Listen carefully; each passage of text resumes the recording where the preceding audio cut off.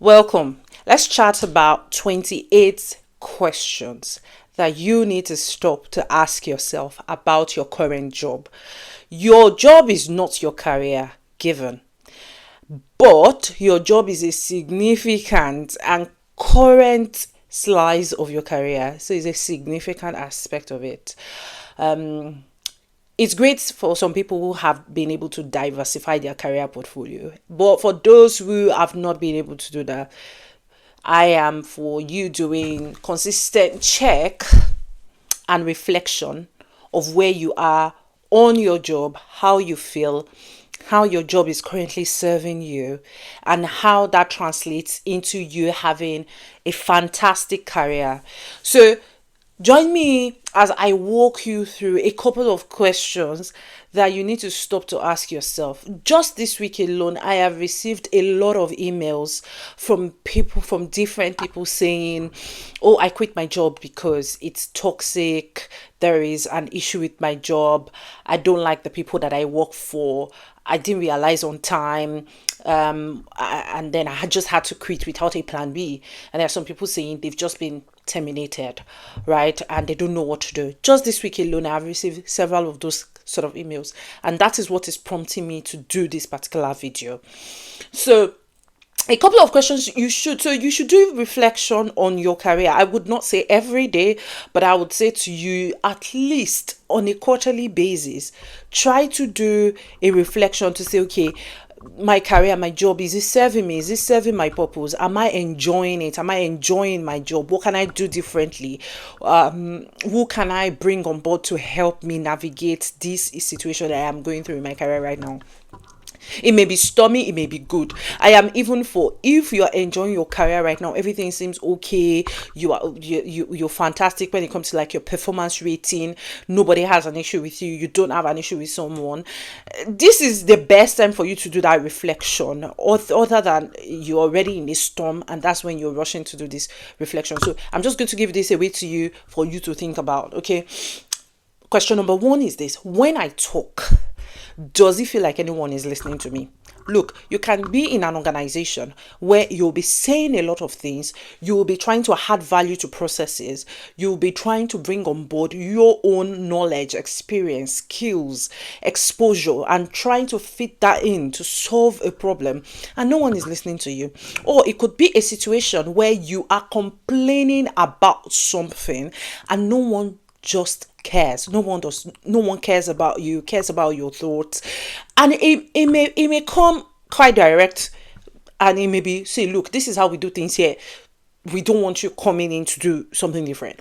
Or it can be very subtle, like, oh, they will listen to you, they smile with you, but they don't care. And you would see it because action is not being taken about the things you talk about, right? So you want to think about that. You also want to think about, my opinion. Is my opinion valued in this place? Is my opinion valued? You want to think about that. If you feel like your opinion is not valued, then you need to think about, does this place serve me? You want to think about that. Does this place serve me? So is my opinion valued? When I share an option to solve a problem, do they take it on board, or do they make me feel like I can always come back to share? Okay, what am I becoming here? Am I going to rise to the top of my career here, or does it look like my career is capped? No matter what I do, it looks like I can't really be part of leadership. I can't really sit or gain access to the rooms I would like to gain access to. Think about it, right? What am I becoming here? Am I becoming a transformed person? Am I working under a transformative leader that would help me reach my potential? So you want to think about it. What am I becoming? I'm an analyst here. Would I be expected to become a director in this space? Would I be able to become one of the C-suites in this organization? You want to think about that. Another question is this: do my leaders know me by name? This is very important, because your name is probably your most prized possession, and this is how you would know when someone calls your name and they don't make an attempt to call it correctly, or they don't make an attempt to address you by your name, or they shy away just because they can't pronounce your name. They shy away from calling your name at all. You feel a bit Now imagine the people that you're working in, day out, giving a significant portion of your life to, a significant portion of your time to. They don't even care to know you by name. And this is not just maybe like your immediate supervisor. They'll probably know you. Obviously, you're sending them emails, you're chatting to them. What of those that are not really your immediate supervisors, but they're like not too far away? Do they know you by name? Okay. You want to think about that. Am I encouraged to seek opportunities that promote my career? Is it transparent, the opportunities that are available that can enhance my career? Are those opportunities transparent enough for me to take advantage of? Or am I even asking for those opportunities and it looks like it's just a few people that have been given those kinds of opportunities? Is anyone listening to me when I say I need those kind of opportunities, especially visible opportunities that will put you in front of leaders that can really put your name down for progression or whatever that you need? You also want to ask, do I get the support and the flexibility that I ask for? So for instance, let's say you're a parent, for instance, and you need some working sort of arrangement, especially to be able to fit in your kids' school time or whatever. You want to think about it, especially if you're big on flexibility. Are you getting that flexibility, right? Are you getting it? Another question I want to ask is, do I get a bout of microaggressions whenever I offer a differing opinion, especially in a situation where it looks like there is groupthink or there's social proof bias, and everybody seems to just agrees with what the leader says. Nobody is challenging. Nobody is saying, have we thought about this or have we thought about that? When you then bring up an opinion to say, well, I've been through this before, this was how we resolved it, or why don't we go this way? Does it look like someone is being microaggressive or someone is just trying to basically shut you down? Okay. You also want to ask, do I get appreciated enough? And there are several ways for you to get appreciated. And this is what I would ask of you though. You need to know how you like to be appreciated. Obviously, your salary is what it is. You will get your monetary benefits. But other than that, do you get appreciated in terms of like, do you get like a thank you? As simple as a thank you.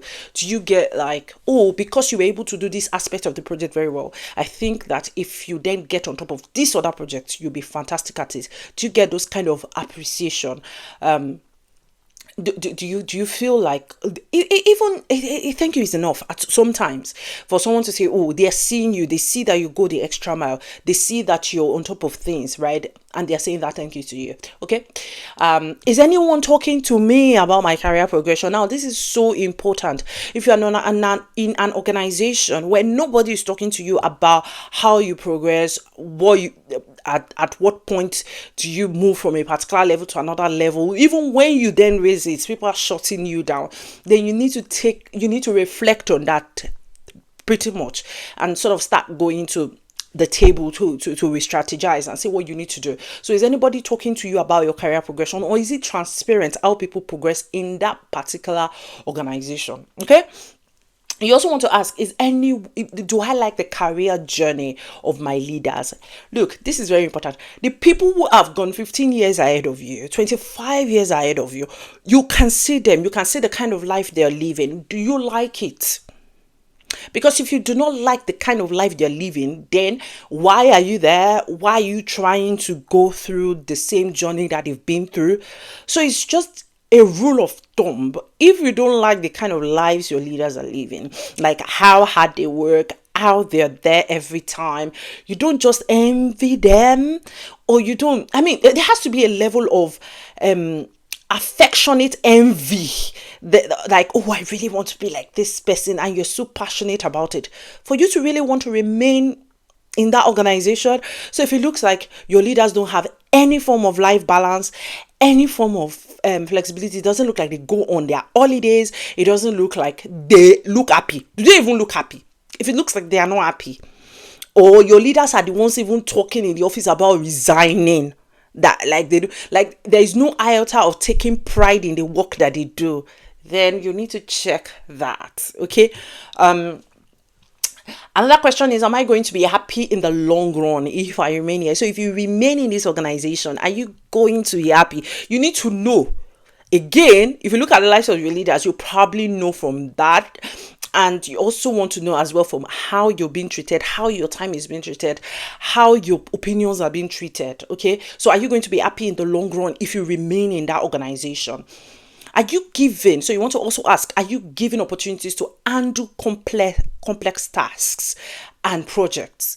Because you can hardly grow if you don't do complex things. It is just what it is, because the more complex things you do, the more sort of balanced you are from a technical standpoint, and the more growth you seem to record in a short period of time.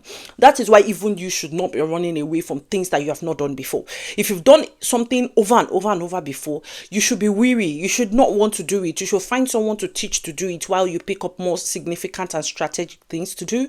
So if it looks like you're just being niched to a particular part of your work and nobody cares about having you leave that place, try new things, try complex things, then you want to think about it really.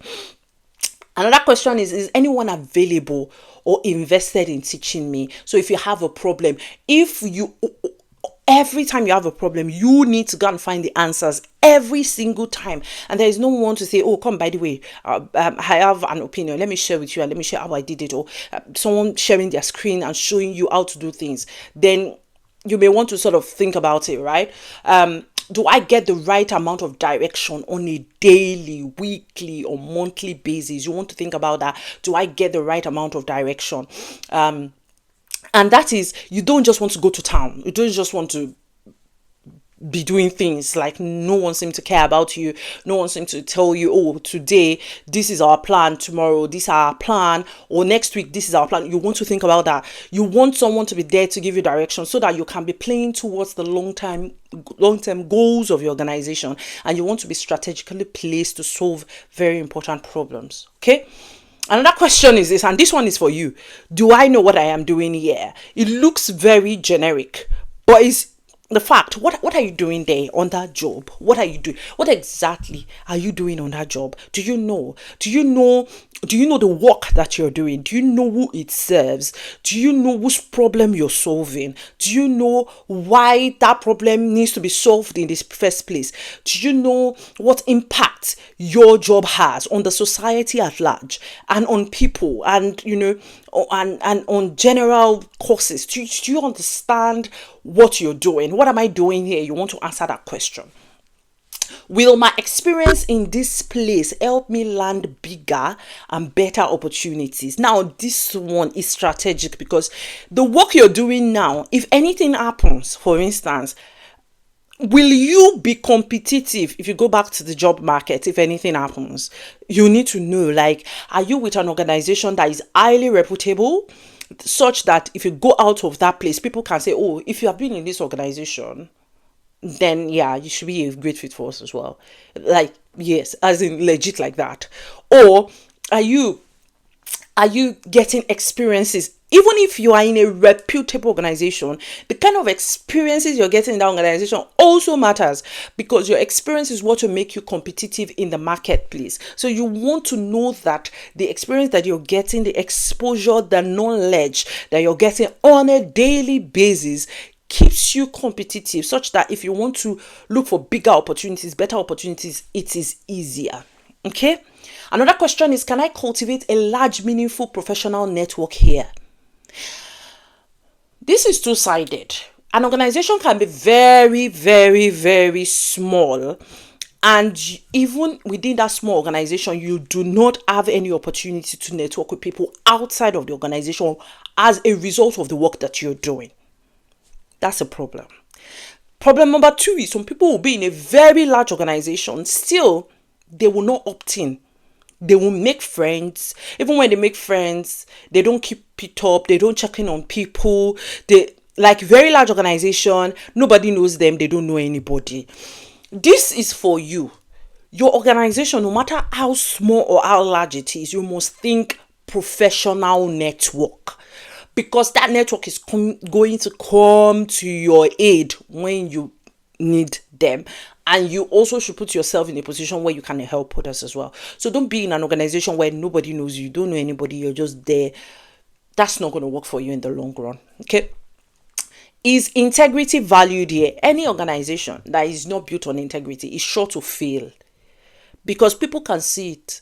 Clients will see it, customers will see it, lenders will see it, creditors, investors, everybody will see that your core values are not, integrity is not part of the core values. So if it looks like people are telling you to do things that don't make sense from an ethical standpoint, then that organization is not an organization that you should stick with. You need to be, this is very important.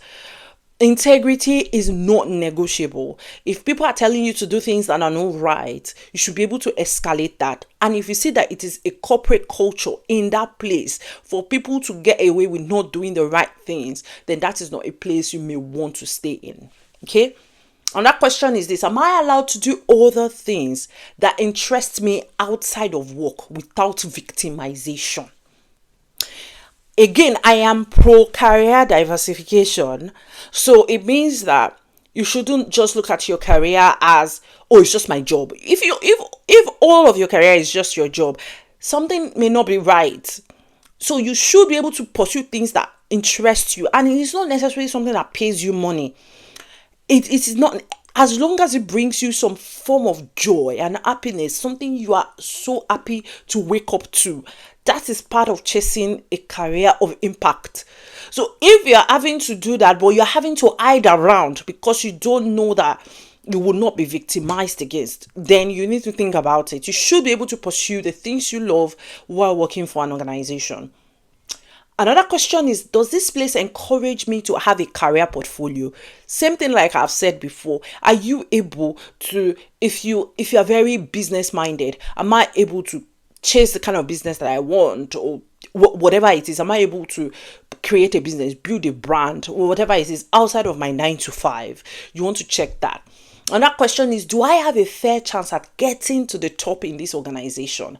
A fair chance, because to be fair, depending on your circumstance, you may want to think about what is really realistically possible for me in this organization, right?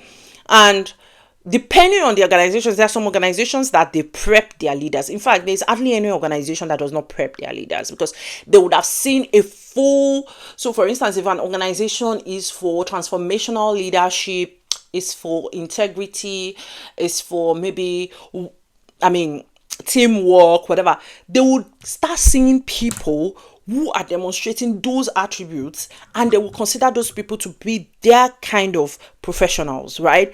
And at every level, they will start investing in those people, and they will start prepping them for leadership.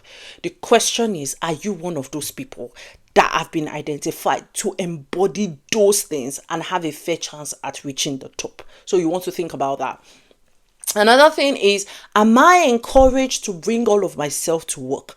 So, I'm a mother, for instance. I've got kids, and sometimes, obviously, I do school run in the morning, in the afternoon. That is me. That is all of me. And sometimes I have to say, look, I can't take this meeting because I've got school run. That's bringing myself to work. The way I talk, the way I interact, my ideals, my ability to contribute, and from my own very, very own customized perspective, without the fear of being held down, victimized, and all of that. Are you able to bring all of yourself to work? Do you feel free to share your pains, to share your struggles, to ask for support? Are you able to do that? Another question is this: am I paid enough in alignment with the value that I bring on board? Look, fair payment is a real deal.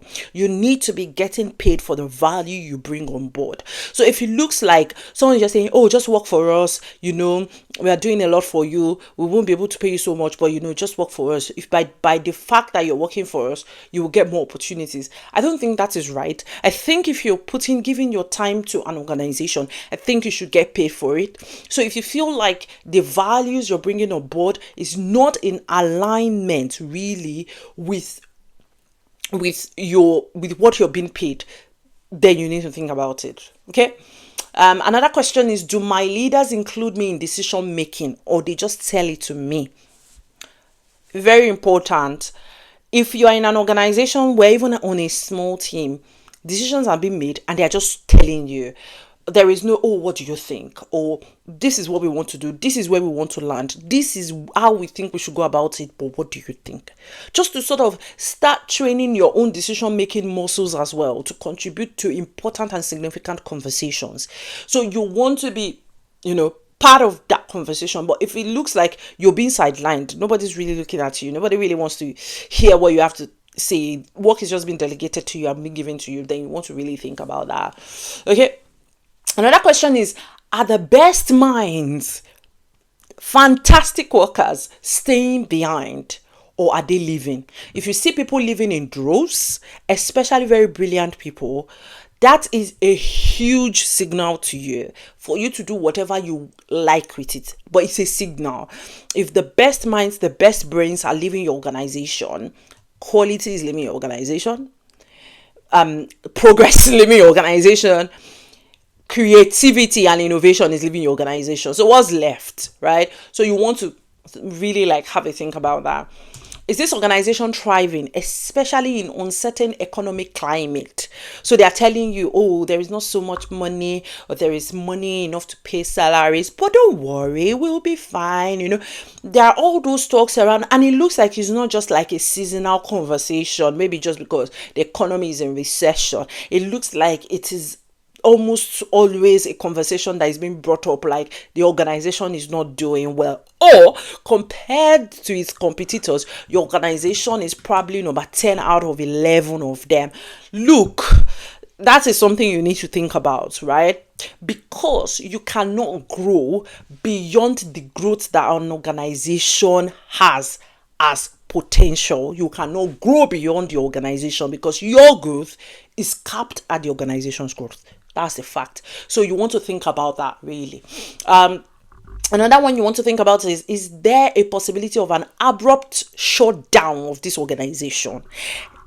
Look, don't just go to social media to go on gossip blogs and the rest.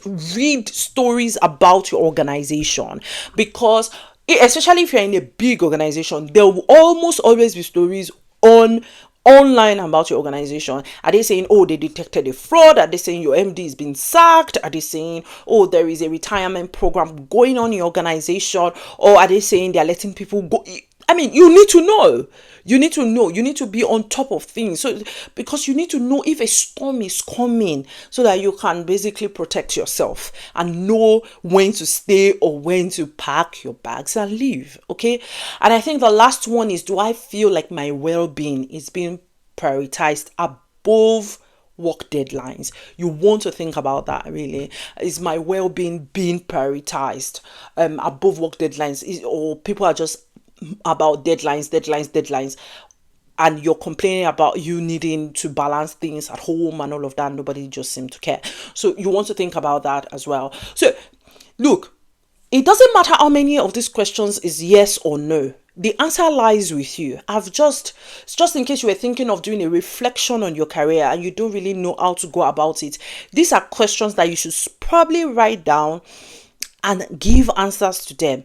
If there are more no's than there are yes, you should know what you need to start thinking about and start doing. Because at the end of the day, you don't want to be in an organization where everything just collapses on you, or out of the blue you are asked to leave, or whatever it is. Or at least you want to gauge how much you're contributing, because that also contributes to how happy you are as a professional, right? If you feel like nobody cares about the work that you're doing, then that is it. You're not going to be happy doing that work anyways. So it's not about how many no's, how many yes. It's about you really sitting down and doing a deep dive into all of these questions that I have raised for you. My name is Ore Bukola. I am a mentor to career starters. I'm the lead writer at orebukola.com, and I'm a Big Four auditor in the UK. Thank you for listening to me. I hope you subscribe to this channel to get more of this sort of content, and turn on post notifications so that you can always get updates when I make these types of videos. I hope this was helpful for you. Thank you, and see you in the next one.